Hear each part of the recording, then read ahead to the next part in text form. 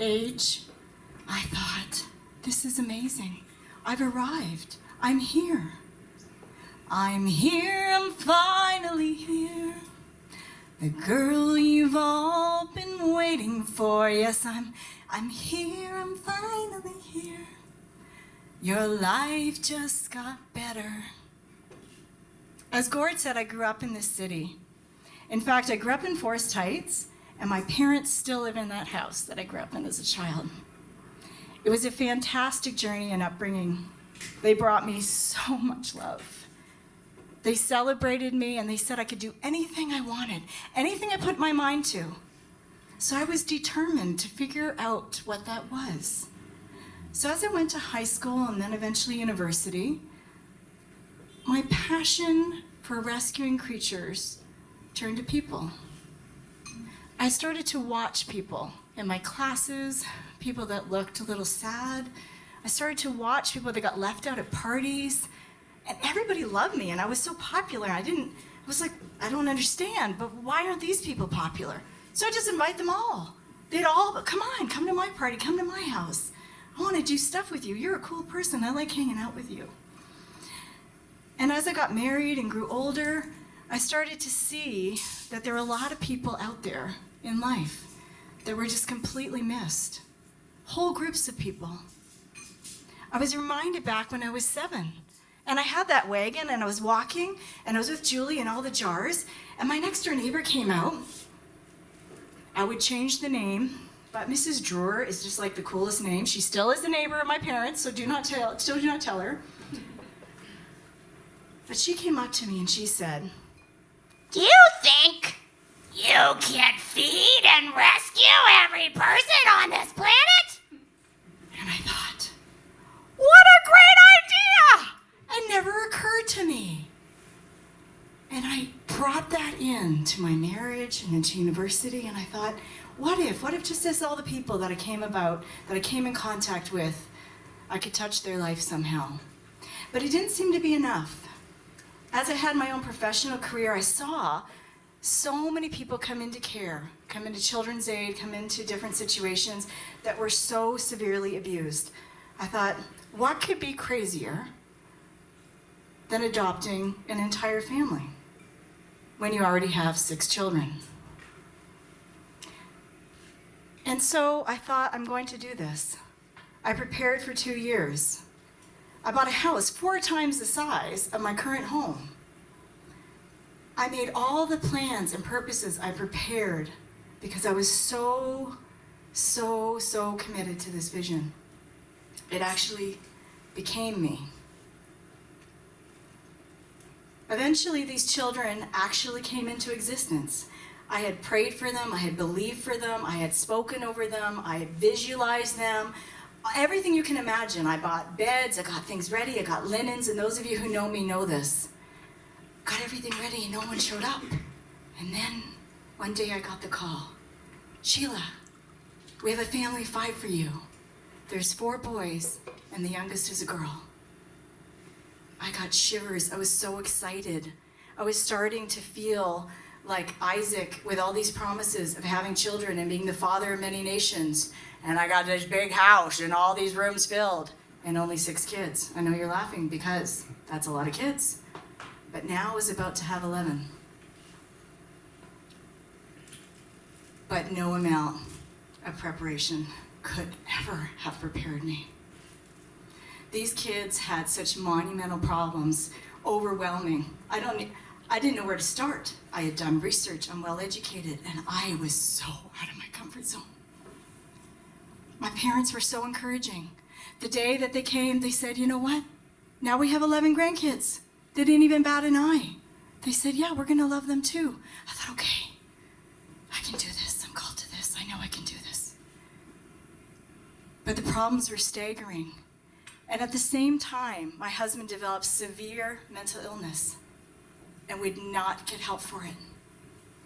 And I was dealing with such incredible problems, nightmares. The kids were terrified. They would sleep under their beds for the first year. They didn't know how to sleep in a bed. They weren't toilet trained, 6, 7, 8 years old. They didn't know how to say please or thank you. They actually only spoke in swear words. I'd actually never met a child who only knew swear words. Jessica would see a man, and we'd be in public at the grocery store, and she'd stand, and she would pee all over the floor. I didn't know what to do. I got 10 other kids at the grocery store, and one apparently needs to go to the bathroom and get changed immediately. They don't tell you this stuff in high school.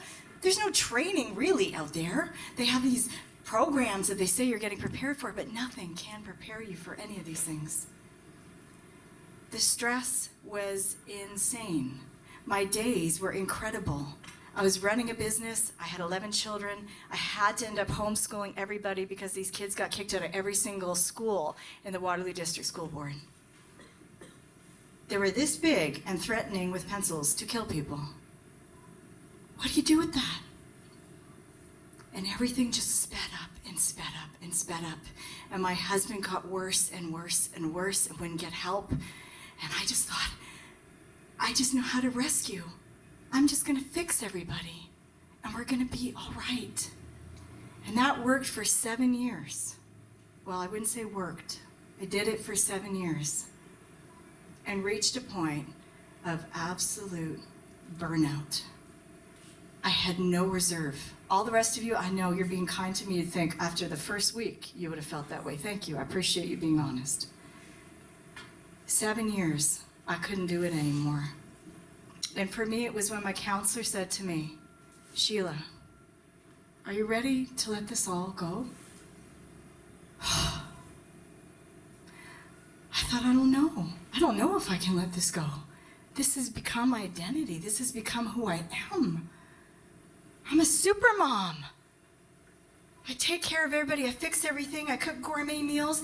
I make 6 figures. I homeschool everybody. I still look okay. I do my lipstick and my nails. I go to the gym at 5 a.m. I don't know if I'm ready. Honestly, I didn't make a decision right then. She was kindly and gently trying to get me to. And I eventually had to realize, you've got to save your own soul. This ship is going under. At that moment when I made the decision, I felt like my entire life was floating downstream. I was just floating away. I didn't have any kind of life raft. I lost my church, who said, you stay in a marriage. Doesn't matter what it looks like, how bad it is. I always have my parents. I felt like I was floating away, except for my children. They would come and say to me, you know what, you're so good and kind and loving and supportive, and all my friends love to be around you. But I still felt like I just was nothing. I was no longer a superhero. I was a failure. I was a total, absolute failure. I couldn't fix this. I couldn't rescue it. But if I had to sing that song from the beginning, I would have been, I'm here, finally here. It's not how I thought my life was going to go. But then incredible things started to happen. Papa brought so many people back into my life. Of course, my parents kept saying, hey, you're amazing. Hey, we stand beside you. But when you lose your church and your home and your marriage, and your kids are going in different directions, you almost feel like your life is over. And I had amazing people like Gord and other people in this community. You're right here. You know who you are. And you came and you said, you're not what you do. You are a superhero right inside of who you are. You are not defined by what's happened to you. Look at you. You reminded me. You said, look at the way you connect. Look at the way you bring people together. Do not forget any of this. And just today, my daughter Sabella turned to me and she said, Mommy, do you know that you save lives? She's 7. I said, what do you mean I save lives? You save lives by the way you love people. You guys save lives by the way you love others. And you know what? If that's all we do, we are the true superheroes inside. So now I can really say, I'm here, I'm finally here. The girl that you've all been waiting for. Yes, I'm here, I'm finally here. Your life just got better.